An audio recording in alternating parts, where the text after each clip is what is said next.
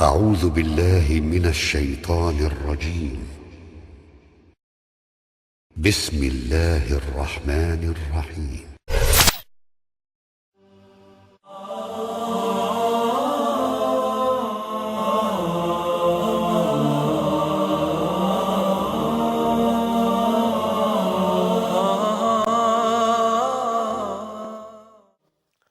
Мир вам, милость Аллаха и Его благословение. Хвала Аллаху, Господу миров. Благой конец уготован богобоязненным, и враждовать следует только с беззаконниками. Я свидетельствую, что нет божества, кроме одного Аллаха, у которого нет сотоварищей, и Он покровитель праведных. Я также свидетельствую, что Мухаммад, его раб и посланник, которого Он избрал из числа своих созданий и возлюбил, господин первых и последних, печать пророков и посланников, предводитель тех, кто в судный день предстанет с украшенными руками, ногами и лицом на местах омовения, которые они совершали в Дуне. О Аллах, благослови его, его семью и жен, его достойных и благочестивых сподвижников и тех, кто за ним последует вплоть до судного дня.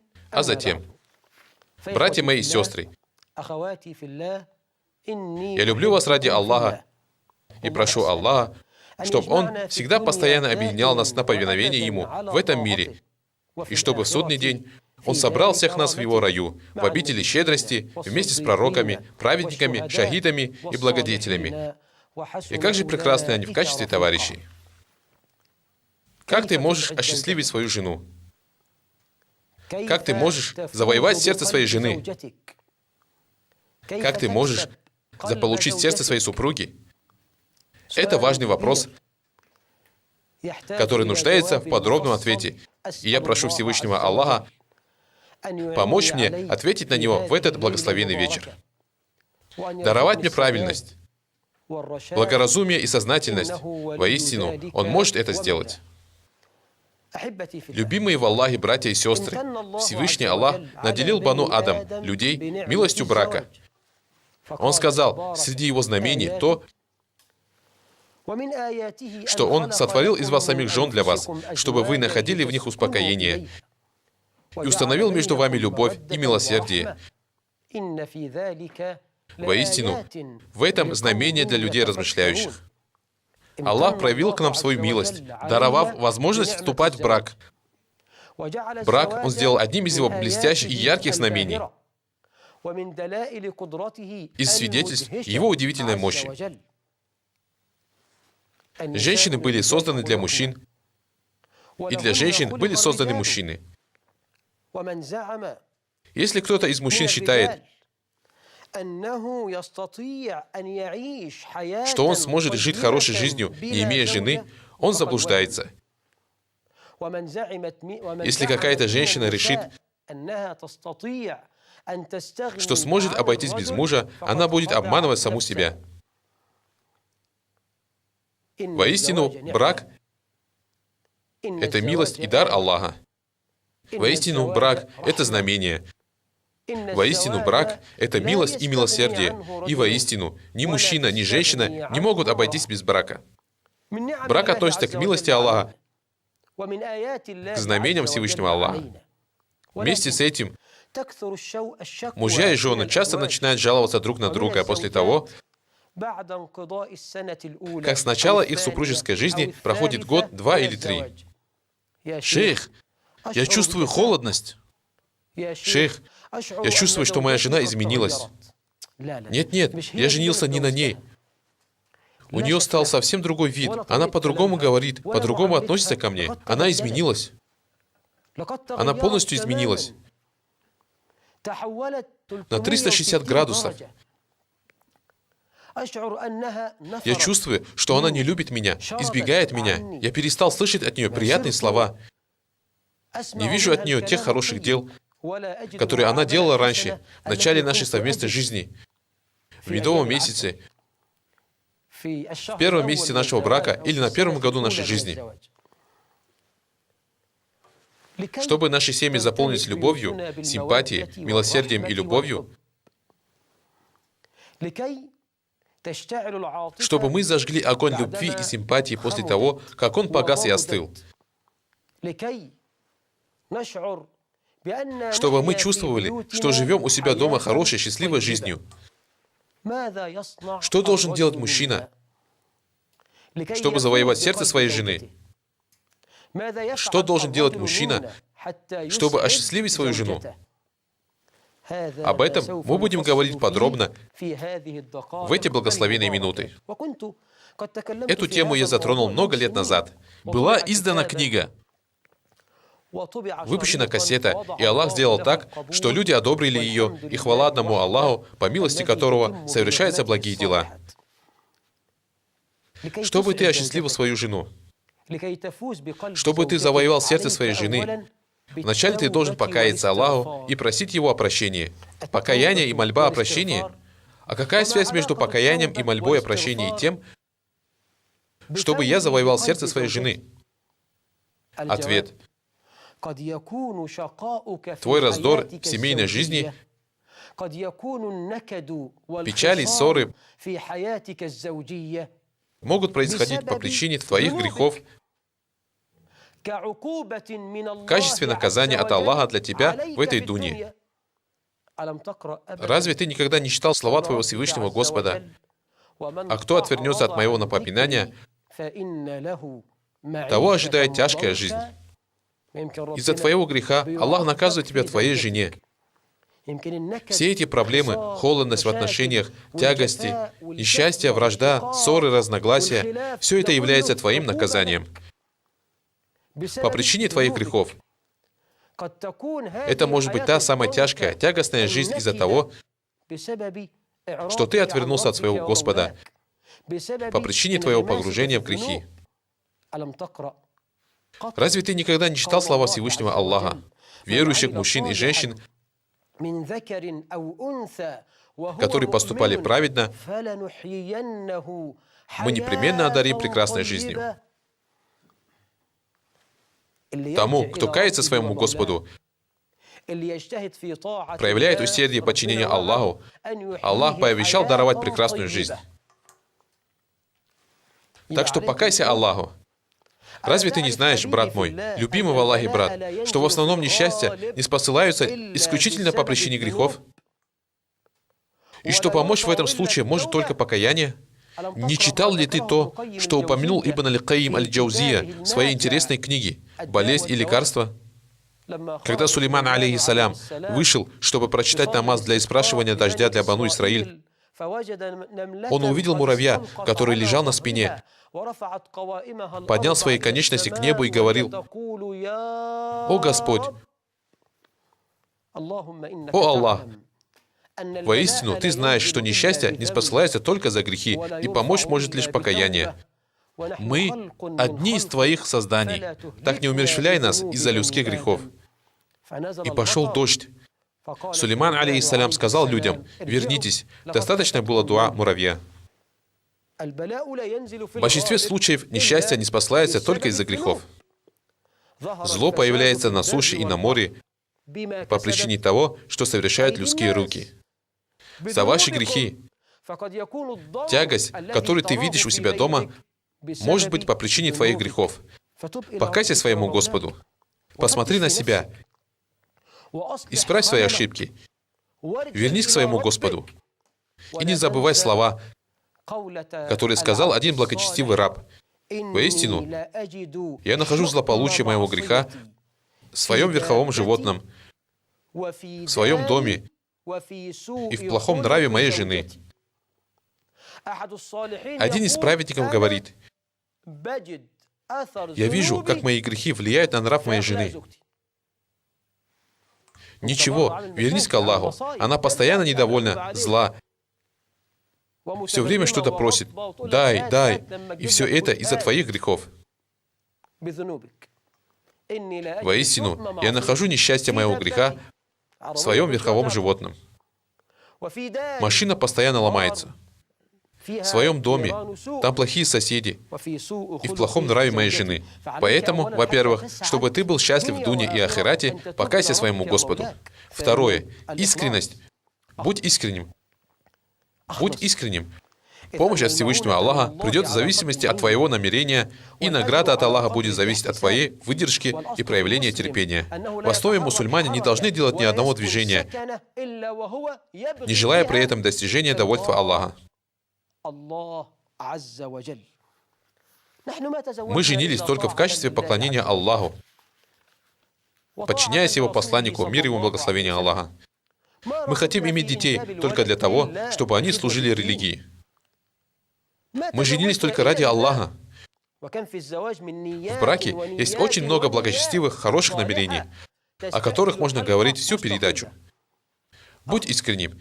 Не забывай, что твой Всевышний Господь сказал: скажи, воистину, мой намаз и мое жертвоприношение или поклонение, моя жизнь, вся моя жизнь и моя смерть посвящены Аллаху, Господу миров. Всевышний Аллах также сказал: а ведь им было велено лишь поклоняться Аллаху, служа Ему искренне.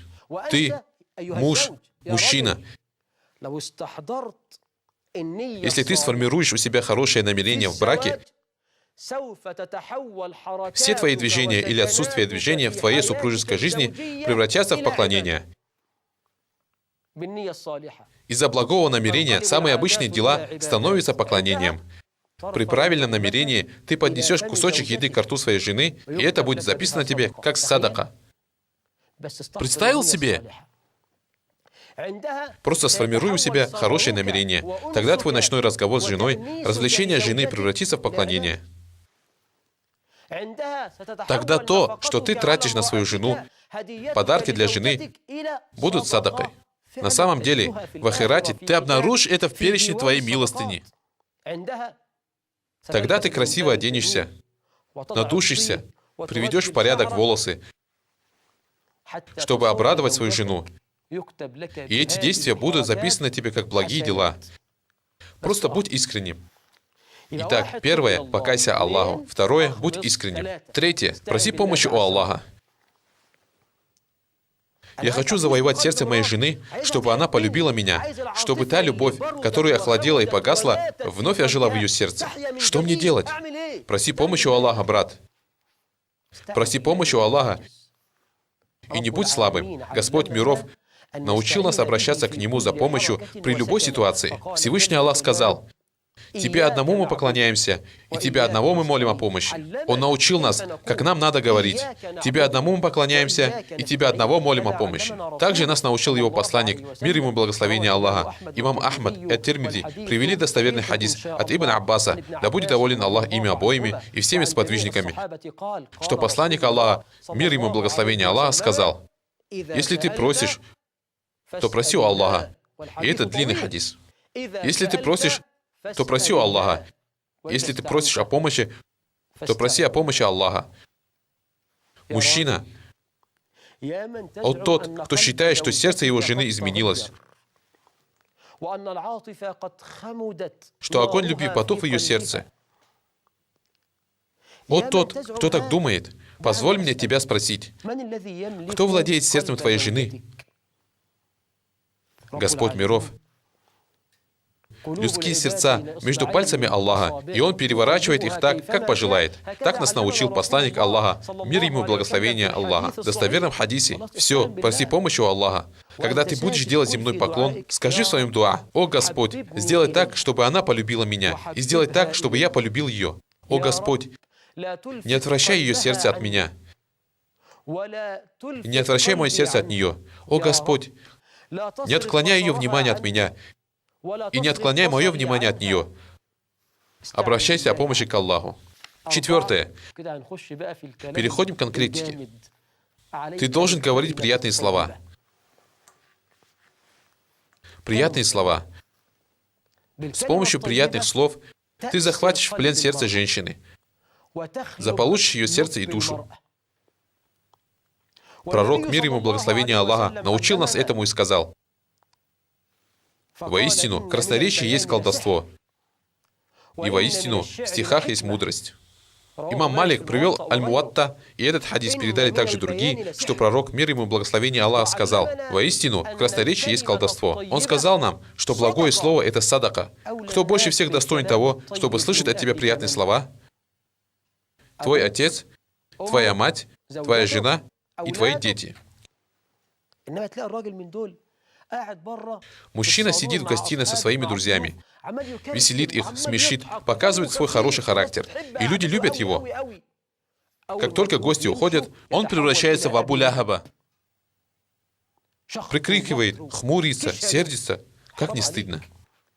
Люди, которые прежде других достойны того, чтобы радоваться с тобой, люди, которые прежде других достойны лицезреть твою улыбку и слышать от тебя приятные слова, это твоя семья и жена.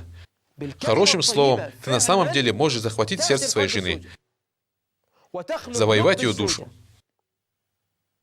Из-за плохих слов, дурного жестокого нрава, грубости и неотесанности твоя жена возненавидит тебя и всех мужчин. Так бойся Аллаха, о раб Аллаха.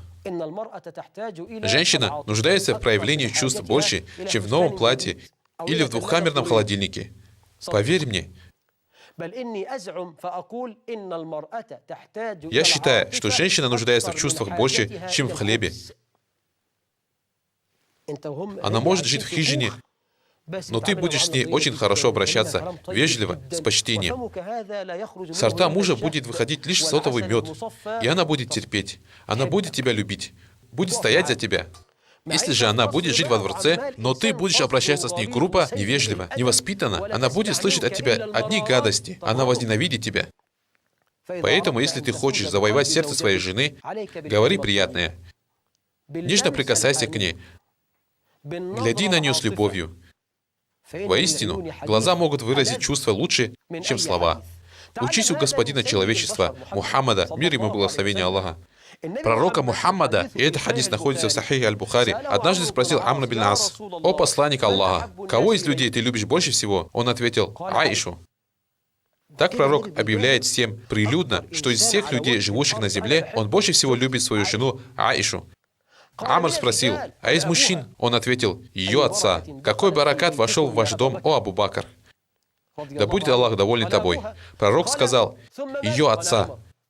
Амр спросил: «А потом кого?» Пророк ответил: «Умара, а потом». И пророк называл имена разных людей, и Амр замолчал. Амр мечтал, чтобы пророк сказал, что он любит Амра, но до него он упомянул Аишу и разных других мужчин, помимо Амра, и он замолчал. К приятным словам относится то, чтобы ты подобрал для своей жены красивое прозвище.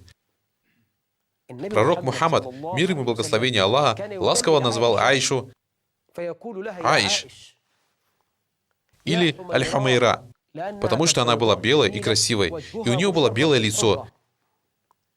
Поэтому он назвал ее Хумейра. Эти красивые прозвища обрадуют твою жену. Жена обрадуется, она будет любить своего мужа. Называй свою жену красиво, и она почувствует радость. Луна моя, уточка, кошечка и так далее. Но если ее зовут Джамалят, не говори «верблюдик мой». Ее зовут Факиха, не говори ей «добро пожаловать в фруктово-овощной рынок». То есть надо называть ее чем-то красивым. Это относится к благому слову. К приятным словам относится то, чтобы ты хвалил ее перед ее родственниками. Да, клянусь Аллахом, твоя теща пришла в гости. Так скажи ей в тот момент, когда твоя жена слышит ваш разговор: «Джазакилляху хейран». Ты воспитала свою дочь и сделала это прекрасно. Ты подарила мне сокровище. Джазакилляху хейран. Твоя жена аж затрясется от восторга. Ее сердце запляшет от радости. Даже если она знает, что ты врешь, она обрадуется. Твой тесть приходит в гости. Ты говоришь ему, когда твоя жена слышит: «Пусть Аллах окажет тебе почет. Какой прекрасный из вас получился родитель. Вы подарили мне бесценный подарок. Клянусь Аллахом, дядя, ты даже не знаешь, что я говорю о тебе в твое отсутствие, а в его отсутствие ты говоришь: достаточно нам Аллаха, и прекрасен он в качестве покровителя. Это все из-за него. Клянусь Аллахом, со мной случилось такое несчастье. Даже если она знает, что ты смеешься над ней, она полюбит тебя, ее сердце привяжется к тебе. Эти слова, клянусь Господом Каабы, даже если неправильны и неправдивы, заставят сердце жены плясать от радости и летать от счастья. Они заставят ее полюбить тебя больше и больше. Она приблизится к тебе ближе и ближе. Господь миров говорит: воздают ли за добро иначе, чем добром? К хорошим словам относится разговор по телефону. Мы сейчас живем в эпоху сотовых телефонов. Сотовый в руках, стационарный дома. Ты никогда не думал позвонить своей жене? Как часто разговаривают после заключения брачного договора и до первой брачной ночи? А теперь все? Приятные слова, пока идешь на работу. Вырази во время этого звонка красивые чувства, теплые эмоции. Сообщи ей, что ты сгораешь от страсти по ней, несмотря на то, что ты только час или два как ушел от нее, и что ты хочешь, чтобы стрелки часов бежали быстрее, опережая время, чтобы твой взгляд наконец-то упал на самого прекрасного человека, самую красивую, по твоему мнению, женщину. Клянусь Аллахом, сделай этот звонок до того, как ты придешь домой, а потом посмотри, как твоя жена тебя встретит. Чем мы тебя утруждаем? Этот звонок — поклонение Аллаху, айбадат. То есть деньги за этот звонок не пропадут даром. За него ты получишь у Аллаха многую награду, не говоря уже о том, какую компенсацию за один звонок ты обнаружишь у себя дома, когда вернешься. К хорошим словам относится то, чтобы ты хвалил ее красоту. Это для нее самое главное. Надо было это сделать первым пунктом. К хорошим приятным словам относится то, чтобы ты прославлял ее красоту, ее красу, ее прекрасную прическу, элегантность ее одежды, ее замечательный вкус в подборе цвета одежды. Мужчина, твоя жена стоит час перед зеркалом. Что только она не делает. Накладывает на волосы бигуди, накладывает на лицо маску из огурца, меда, йогурта. И что, это все? Это последний писк моды? Все? Ты все сделала? Ты просто как Вирджиния, королева красоты. Зачем ты так сказал? Ты убиваешь ее этими словами. Сделала конский хвост. Скажи: невероятно, какая неземная красота. Сделала львиную гриву. Маша Аллах, прелесть. Как мы изменились. Хвали ее. Похвали ее одежду. Похвали ее красоту. Даже если чересчур, все равно похвали. Клянусь Аллахом, она будет тебя любить. Одна жена говорит: я стою перед зеркалом, украшаясь, надеваю украшения, а затем ко мне приходит мужчина, подобный неодушевленному существу. Он ничего не видит и ничего не чувствует. Она не любит его, она жалуется на него. Другой женщине подруга сказала: а ты красивая. Она ей сказала: какая красота. Она ответила: о, если бы мой муж смотрел на меня твоими глазами. У меня дома муж словно ничего не видит. О, если бы мой муж смотрел на меня твоими глазами. А этот муж порицает свою жену за то, что она не украшается только тогда, когда в гости к ней приходят ее подруги. Возможно, причина в том, что те подруги выражают ей свои чувства и видят ее красоту. А он просто как бесчувственный камень, который в упор ничего не замечает. Раб Аллаха. Благое слово — это садака. К благому слову относится то, чтобы ты хвалил ее внешний вид. Одна женщина сказала, когда ее сестра похвалила ее внешний вид: воистину, мой муж не видит красоту. Так что, любимый мой брат в Аллахе, ты должен говорить приятные слова. К этому вопросу также относится то, что сказал наш пророк, мир ему и благословение Аллаха: не оскорбляй. Когда один сподвижник спросил, каковы права жены на своего мужа, пророк, мир ему и благословение Аллаха, ответил, чтобы он кормил ее тем, что ест сам, одевал ее, если сам оделся, не давал ей пощечины, не оскорблял и не покидал ее, кроме как в постели. Не оскорбляй. Остерегайся того, чтобы говорить ей: ты плохая, все, ты страшная, некрасивая, твое время прошло. Ты вообще как думаешь? Ты женщина? Ты других женщин-то видела? Вот ведущая, эта актриса. Ты видела, какие они? А такую-то нашу соседку ты видела? Видала? Этими словами ты убиваешь ее, режешь ее. Так бойся Аллаха, о раб Аллаха. Даже если твоя похвала в адрес жены ложь, то есть ты говоришь неправду, шариат разрешил это и не считает это ложью. Послушай, Муслим привел в своем сахихе от Кульсум бинт Укбы, да будет доволен ею Аллах, что она сказала: «Я слышала, что посланник Аллаха, мир ему, благословение Аллаха, разрешал что-либо лживое из того, что говорят люди, только в 3 случаях. На войне, для примирения людей, и тогда, когда муж говорит со своей женой, а жена говорит со своим мужем». Да.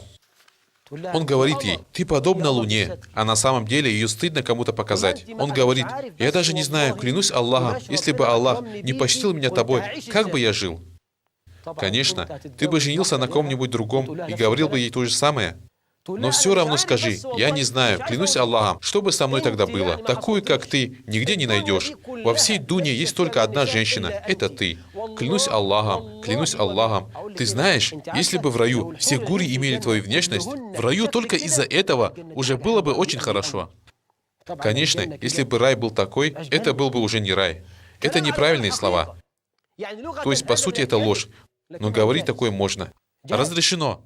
Так поучись, любимый в Аллахе брат, у господина всех мужей, пророка Мухаммада, мир ему и благословение Аллаха. Учись у сахабов, как они выбирали красивые слова для жен. Наш господин Али, герой ислама, неустрашимый всадник, он находил время для того, чтобы сочинять красивые слова и говорить их своей жене. Красивые слова. Он радовал ее ими. Однажды Али вошел в свой дом и увидел в руке Фатимы, да будет доволен ею Аллах, сивак. Она чистила им зубы. Она чистила им зубы. Он начал заигрывать с ней мягкими, изящными словами и обратился к сиваку после того, как взял его из ее руки. «Ты выиграла, о ветка арака, ее уста. Разве ты не боялась, ветка арака, что я тебя увижу? Если бы ты относилась к тем, с кем можно сражаться, я бы убил тебя, но никто не победил меня, сивак, кроме тебя». Субхан Аллах. Наш господин Али тратил время на то, чтобы придумать слова, красивые стихи, которые можно сказать своей жене. Где наши мужчины? И где такие слова? Аль-Кады Шурейх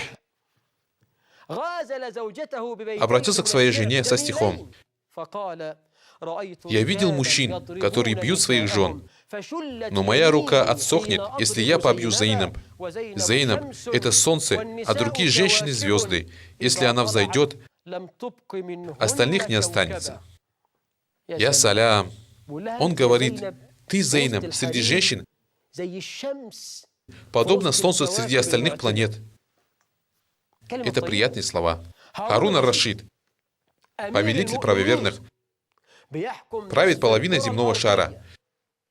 И в то же время он сочиняет для своей жены любовные стихи. Послушайте.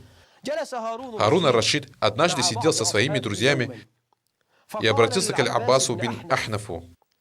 Он сказал Аль-Аббасу бин Ахнафу: какие арабские стихи самые нежные? То есть, я хочу знать самые нежные стихи, которые мужчина писал своей жене. Аль-Аббас ответил: это стихи Джамиля про Бусейну. Джамиль и Бусейна были как Антара и Абля, Кейс и Лейла, Кейс и Любна. Аль-Аббас сказал: это стихи Джамиля про Бусейну. Это самые нежные стихи. Он спросил: и что в них говорится? Он сказал: о, если бы я был слепым и глухим, и Бусейна бы меня вела, ее слова не скрывались от меня. О, если бы я был слепым и глухим, и Бусейна бы меня вела, ее слова не скрывались бы от меня. Он говорит, что хочет услышать из уст Бусейны хотя бы 2 слова, даже если потом он ослепнет и оглохнет, и его надо будет водить. Он говорит, что ему в этой дуне нужно только услышать ее голос. Какой красивый стих. Ар-Рашид сказал ему: «Твой стих, о Аббас, более нежный, чем стих Джамиля про Бутейну». Аль-Аббас бин Ахнаф не понял. В смысле, какой мой стих? Он ответил: «Твои слова. Страсть обошла всех рабов Аллаха, пока не остановилась у меня». Аль-Аббас бин Ахнаф сказал: «Твои слова, о Амир аль-Муминин, еще более нежные». Послушай, что Харун ар-Рашид говорил своей жене Зубейди. Самый нежный стих, который мужчина говорит своей жене. Что это? Харун, который правит половиной земного шара, говорит своей жене Зубейди: «Недостаточно ли тебе, что ты владеешь мной, и что все люди — мои рабы, и что если ты отрежешь мне руку и ногу, я скажу из-за своей страсти к тебе: молодец, давай еще».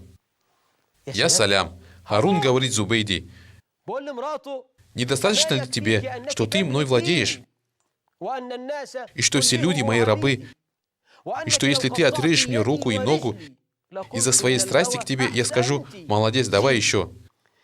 Приятные слова, о рабы Аллаха. К приятным словам относится то, чтобы ты с похвалой отзывался о домашних делах. Мужчина, если женщина первая из семьи, кто просыпается, и последняя из членов семьи, кто ложится спать, разве она не нуждается в словах благодарности? Первая, кто просыпается, она. Последняя, кто ложится спать, она. Ваше Величество спит, а твой грудной сын начинает кричать: «Кто проснется?» Она.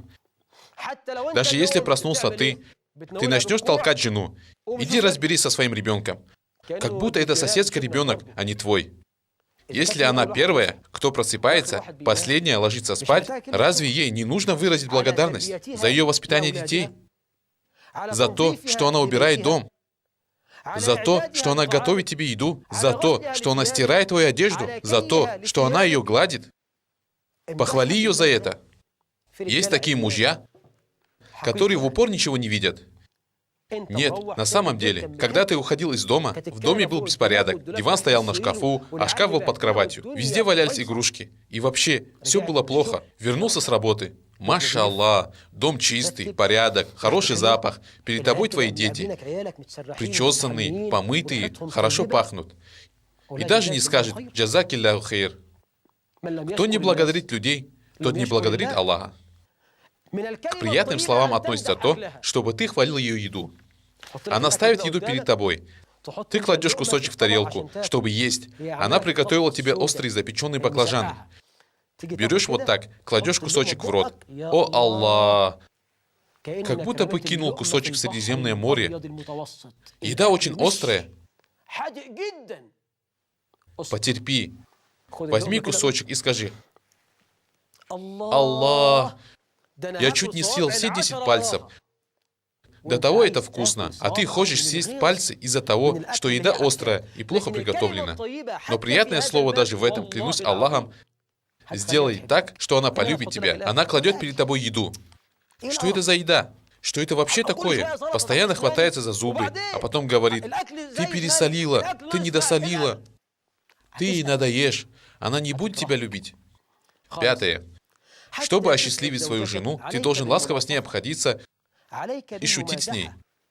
Сподвижник Джабир бин Абдилля говорит, и этот хадис находится в 2 сахих: «Мы были на Газавате вместе с пророком, мир ему и благословение Аллаха. Когда мы вернулись и подошли близко к Медине, я сказал: «О посланник Аллаха, я недавно женился. Я молодожен». Как вы знаете, молодожен всегда торопится прийти домой. Но после 5-6 лет брака он говорит начальнику: «Можно взять дополнительное время на работе?» Он не хочет идти домой. 99% мужчин, которые сидят в кафе до 2-3 часов ночи, страдают от неудачного брака. Их брак провалился. Если бы он находил счастье в доме, он бы не выходил наружу. И вот Джабир говорит ему: «Я недавно женился». Пророк, мир ему и благословение Аллаха, сказал ему: «Ты женился, Джабир?» Он ответил: «Да». Он спросил: «Ты женился на девственнице или на женщине, побывавшей замужем?» Он ответил: «На побывавшей замужем». И он ответил ему предложением, которое вы, мужчины, должны выучить наизусть. Запомните это, мужчины. Он спросил: а почему не на девственнице? Ты бы играл с ней, и она играла бы с тобой. Ты смеялся бы с ней, и она смеялась бы с тобой. То есть в мусульманских домах должны быть шутки, разрешенные игры и развлечения. В них должен быть смех, должна быть жизнь. Это не тот мужчина, которого постигла супружеская немота. Его жена говорит с ним, а он: хорошо, ладно, а сам разговаривает по сотовому. Чтобы она сказала ему 2 слова за 3 минуты, проходит полчаса, а он все держит мобильник.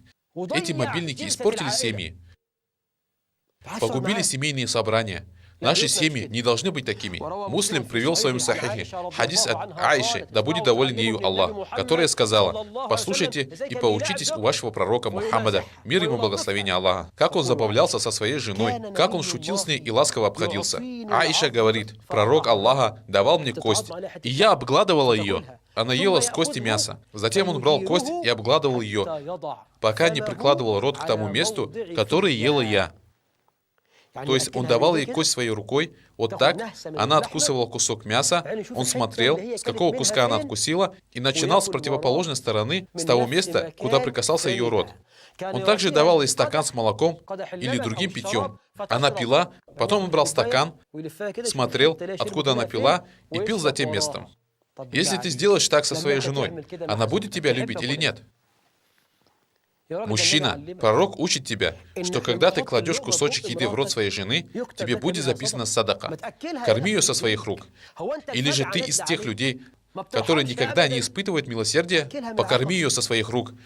Положи кусочек, 2-3 в ее рот. А дети, шейх? Дети сидят вокруг нас. Ну и пусть сидят. Ты что, делаешь что-то харамное?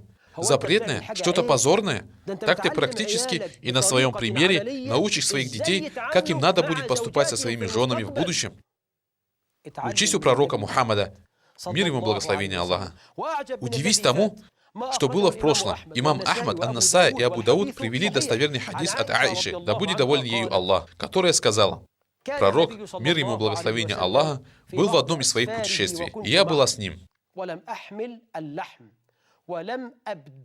Тогда я была очень стройной. Пророк сказал людям: выступайте вперед, двигайтесь.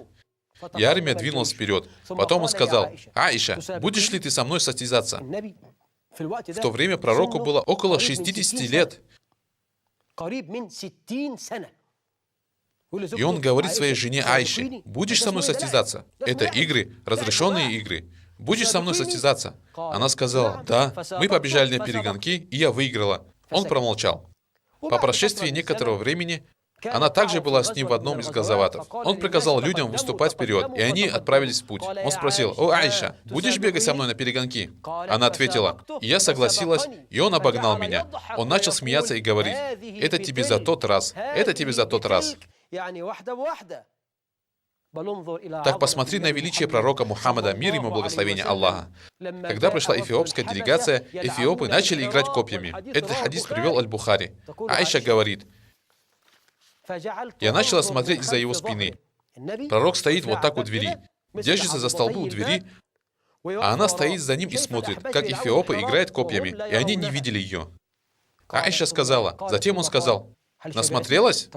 Она ответила: нет, нет, еще не все, подожди, не торопись. Через четверть часа: все, хватит? Не торопись. И она стояла на месте. Что делал пророк?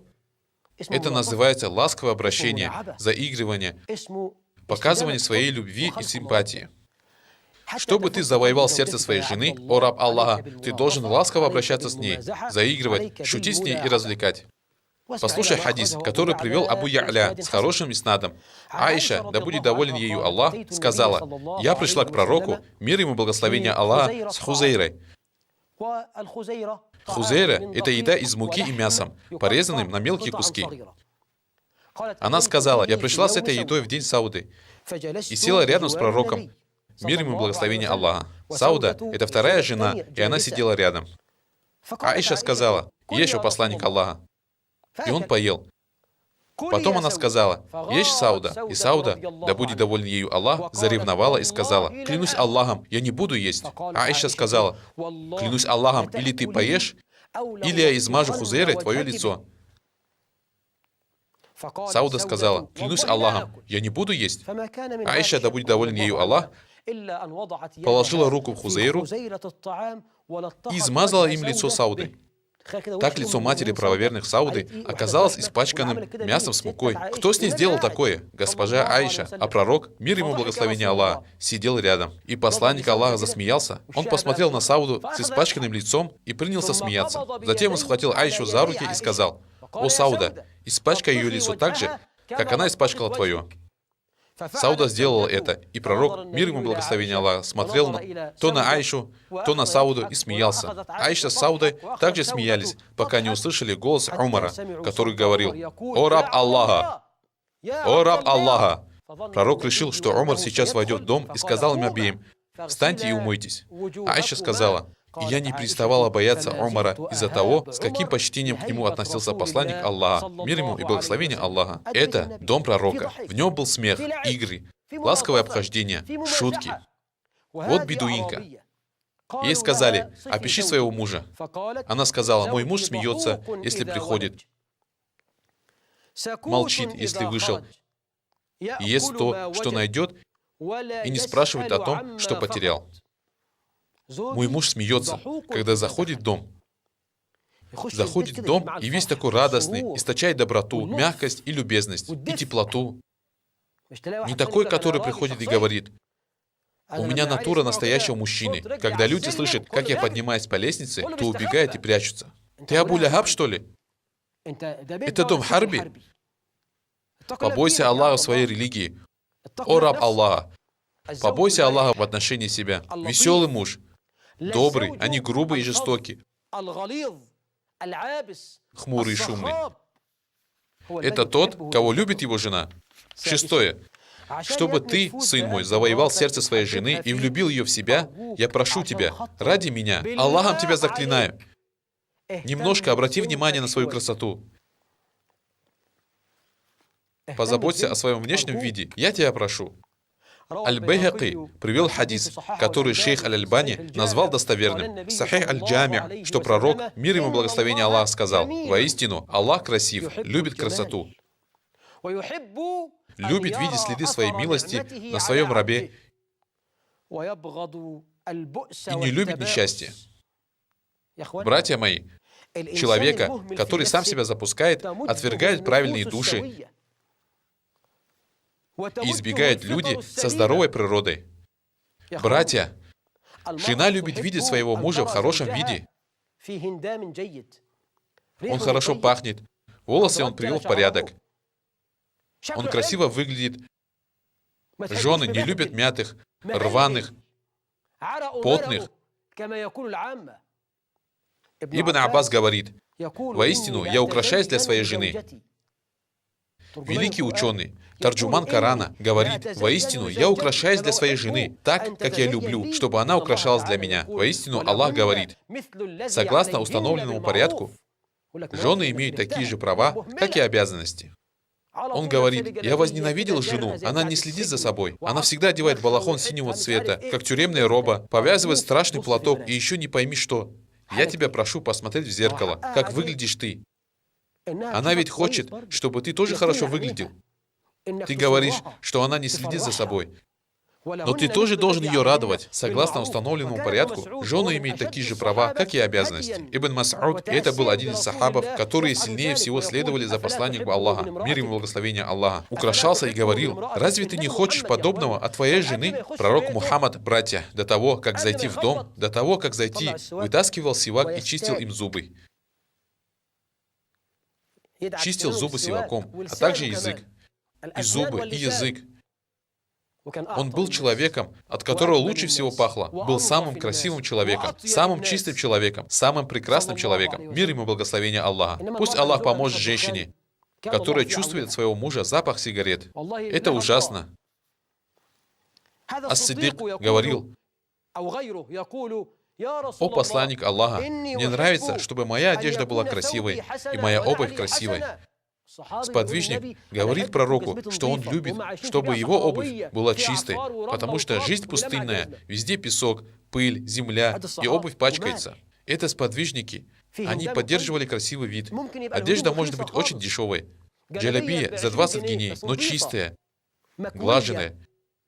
В таком виде ты входишь в дом. Причеши волосы, я тебя прошу.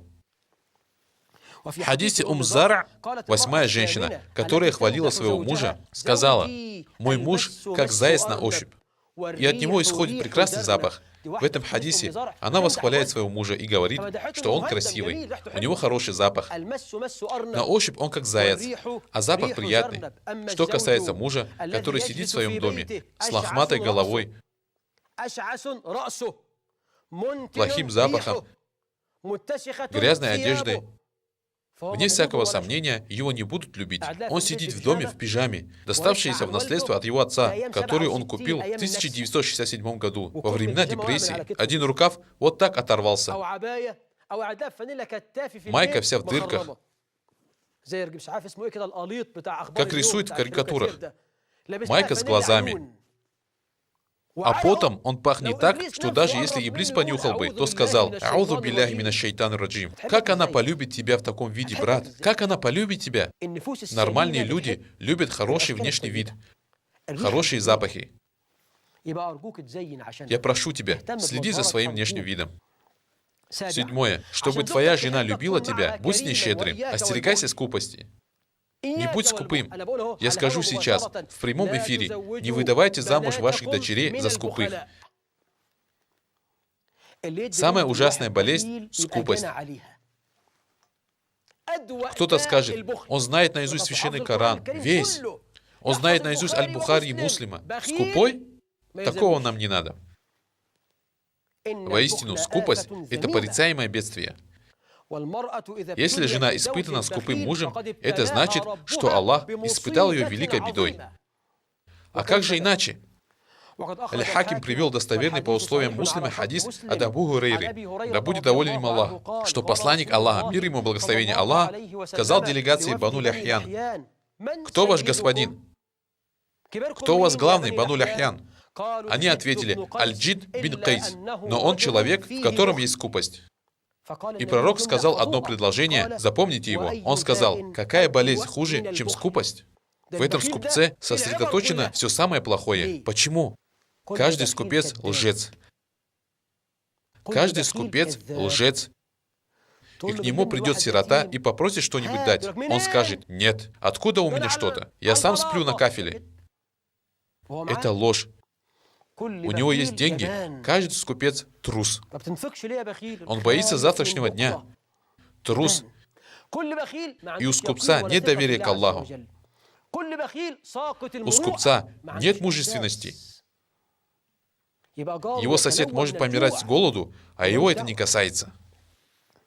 Ан-Насаи привел в Суннане достоверный хадис, что посланник Аллаха, мир ему и благословение Аллаха, сказал: вера и скупость не соберутся вместе в сердце верующего. Уммуль-Банин, сестра Умара бин Абдуль-Азиза, говорила: тьфу на скупца. То есть тьфу на него, на скупца. Тьфу на скупца. Если бы скупость была рубахой, я бы не надела ее. Если бы скупость была дорогой, я бы не пошла по ней. Если бы скупость была рубахой, я бы не надела ее. Если бы скупость была дорогой, я бы не пошла по ней. Наш пример для подражания — пророк Мухаммад. Был самым щедрым и великодушным из людей, самым смелым из людей. Мир ему, благословение Аллаха. Будь щедрым со своей женой. Хочешь, чтобы твоя жена тебя любила? Будь с ней щедрым. Братья, люди любят благодетелей, даже если они нечестивцы. И ненавидят скупцов, даже если они благочестивые. Кто-то нечестивец, грешник, но щедрый. Когда у кого-то проблема, он подает руку помощи. Великодушный, валлахи, люди любят его. Другой же может быть имамом мечети, который дает пятничные проповеди, но скупой, и люди не любят его. Знай, о раб Аллаха, что твое содержание и траты на свою жену и детей — садака. Я не могу забыть женщину, которая пришла ко мне в мечеть и сказала: «Шейх, клянусь Аллахом, мой муж каждый день измеряет уровень масла в бутылке. Клянусь Аллахом, каждый день мужчина получает 35 гиней или 50 гиней, то есть в месяц 1500 гиней, и измеряет масло сантиметром. Сегодня в бутылке масла 20 сантиметров, завтра стало меньше. Это трагедия. Что это? Послушай хадис, который привел Аль-Бухари и Муслим. Посланник Аллаха, мир ему и благословение Аллаха, сказал: динар, который ты потратил на пути Аллаха, динар, который ты потратил на освобождение раба, динар, который ты потратил на бедняка, и динар, который ты потратил на свою семью. Самую большую награду ты получишь за то, что потратил на свою семью.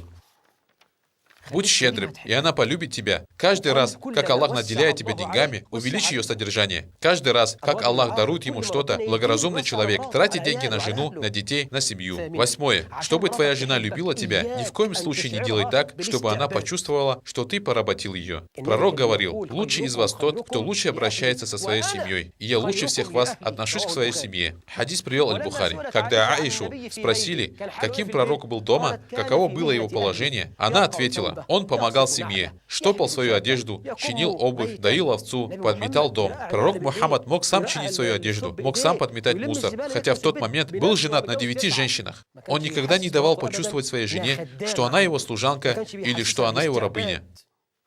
В наше время некоторые мужья говорят женам: я тебя завел, чтобы ты служила детям. Давай, пошла работать. Хорошо, любимый брат, но она ведь не прислуга. Ты не покупал ее на рынке рабов. Она свободная женщина, дочь свободных людей. Так побойся Аллаха в отношении своей религии, брат мой. Что это значит? Помоги ей в ее домашних делах. Приготовь ей хоть раз еду. Или купи по дороге домой что-нибудь, хотя бы хлеб. Что это я на себе должен нести хлеб? Чтобы я нес на себе хлеб? Ты или твой отец лучше, чем Умар бин Аль-Хаттаб? Умар нес еду для своей семьи, будучи халифом, повелителем правоверных. Подай стакан чая своей жене, хотя бы раз. После того, как вы поедите, встань и отнеси вместе с ней тарелки на кухню. Ради Аллаха, это тем более надо делать, когда она болеет. Конечно, мы не можем это делать всегда. Очень сложно работать и вне дома, и дома. Но если твоя жена болеет, человек болеет, помоги ей, принеси ей стакан чая. В чем проблема? И не забывай, что Аллах сказал: и обращайтесь с женщинами по-хорошему. К видам порабощения относится то, что муж поносит свою жену, унижает, бьет ее без шариатской на то причины и неразрешенным шариатом способом. Пророк, мир ему и благословение Аллаха, объявляет нам: обращайтесь со своими женами хорошо. Этот хадис привели Аль-Бухари и Муслим. Бойтесь Аллаха по отношению к своим женщинам. Хадис привел Муслим. Так где мы, а где руководство нашего пророка? К сожалению, даже семьи братьев бывают заполнены проблемами. 9. Чтобы твоя жена любила тебя, не давай ей понять, что можешь без нее обойтись. Покажи ей, что ты не можешь прожить без нее и часа, что дом без нее превращается в кладбище, что в твоей жизни без нее наступает паралич и адский огонь. Пророк Мухаммад привык к тому, что его голову мыла госпожа Аиша. Он был в мечети, а она дома. Он позвал ее, чтобы она помыла ему голову. Она сказала: у меня менструация. Он приблизился к стене, просунул голову в окошко, которое выходило из мечети в его дом, и сказал: сейчас помой мне голову, Аиша. Зачем он это сказал? Он хотел показать, что не может обойтись без нее. Иногда он мог просовывать голову в ее комнату, когда у нее была менструация, и читать Коран. Когда у иудеев, у женщины начиналась менструация, с ней обращались как с чесоточной собакой. Ее не кормили, не приближались к ней, и было много других разных запретов. Что касается нас, то наш Господь сказал: они спрашивают тебя о менструациях, скажи, они причиняют страдания, посему избегайте половой близости с женщинами во время менструации. Сахабы спросили: а что нам с ними делать? Он сказал: все, кроме половой близости. 10. Дари жене подарки. Ты хочешь, чтобы она тебя любила? Дари подарки. Ты не читал, какой хадис привел Аль-Бухари? Валь-адабуль муфрад. Пророк, мир ему и благословение Аллаха, сказал: дарите друг другу подарки, и вы полюбите друг друга. Воистину, подарок может оказывать волшебный эффект на людские души. Подарки потушили ненависть, злобу, собрали ранее разобщенные сердца мусульман и сблизили души. Дари своей жене то, что можешь, даже если это что-то маленькое. Когда идешь домой, купи своей жене цветов жасмина за гиней. Пусть она сделает из них себе ожерелье. Смысл не в том, какая цена у подарка. Смысл в том, что ты помнишь о ней, что ты любишь ее. Или купи ей открытку за 5 кыршей, или за гиней, чтобы написать там красивые слова. Абая, флакон духов, красивый платок, прекрасное платье. И она полюбит тебя. Дарите друг другу подарки, и вы полюбите друг друга. Так сказал посланник Аллаха. Мир ему и благословение Аллаха. Далее, чтобы завоевать сердце своей жены, я прошу, внимательно слушай то, что она говорит. Пророк Мухаммад слушал госпожу Аишу, которая рассказала ему длинную историю об 11 женщинах, каждая из которых рассказывала о своем муже. И пророк все слушал и слушал. Он слушал об Зара, о других женщинах, о той, которая говорила, что ее муж как заяц на ощупь. А пророк все это слушал. Ты обязательно должен выделить время на то, чтобы сидеть с женой и слушать, что она говорит. Также для того, чтобы ты завоевал сердце своей жены, ты должен с почетом относиться к ее семье. Того, кого любит мой любимый, я тоже люблю. Если твоя теща придет к тебе, достань для нее все хорошее, что у тебя есть. Если к тебе придет тесть, дай ему все наилучшее, что у тебя есть. Обращайся с ними с любовью и вежливостью. И она полюбит тебя. Хорошо обращайся с ее родственниками, и она полюбит тебя. И последнее. Советуйся с ней. В вашей жизни происходят разные события. Послушай, что она скажет. Если она скажет истину, если она скажет правду, если ее слова помогут, воспользуйся ими. Пророк Мухаммад в Аль-Худайбии трижды приказал сахабам побрить головы и зарезать жертвенных животных. И никто из них не пошевелился. Он зашел в свою палатку, и там была Саляма. Он повторял: «Люди погибли, люди погибли». Она спросила: «Что же их погубило?» Он ответил: «То-то и то-то. Они не выполняют приказ». Она спросила: «Ты хочешь, чтобы они встали, побрили головы и зарезали животных?»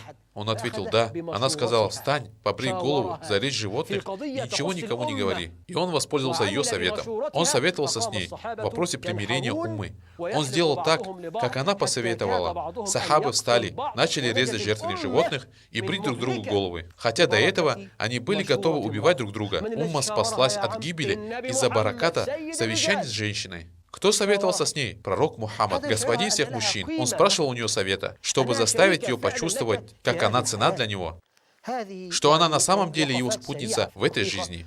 Я прошу Всевышнего Аллаха заполнить наши дома любовью и милосердием. О Аллах, сделай так, чтобы наши жены любили нас, и чтобы мы любили наших жен. О Аллах, даруй нам отраду глаз в наших супругах и потомках.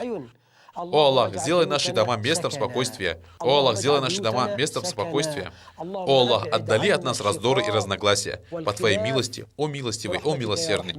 Я люблю вас ради Аллаха. Я все сказал. Я прошу прощения у Аллаха для себя и для вас. Мир вам, милость Аллаха и Его благословение.